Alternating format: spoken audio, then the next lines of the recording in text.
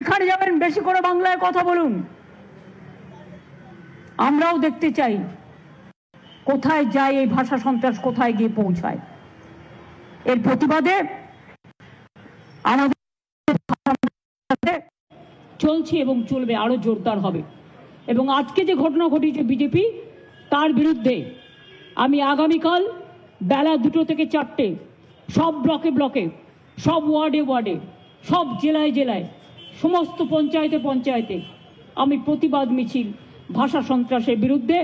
আর আমাদের ভাষা সন্ত্রাসের বিরুদ্ধে যে মানে স্টেজ ছিল, আমাদের যে ধর্ণা মঞ্চ ছিল, সেই মঞ্চকে ভেঙে দেওয়ার প্রতিবাদে এদের প্রোগ্রাম চলবে।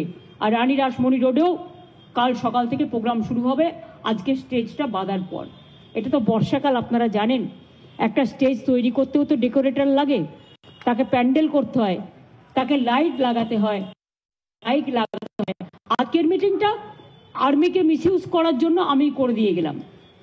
আর আগামীকাল থেকে ভাষা সন্ত্রাসের বিরুদ্ধে রানী রাসমণি রোডে প্রোগ্রাম যেমন চলছিল চলবে, এখন এভরিডে হবে কোনো না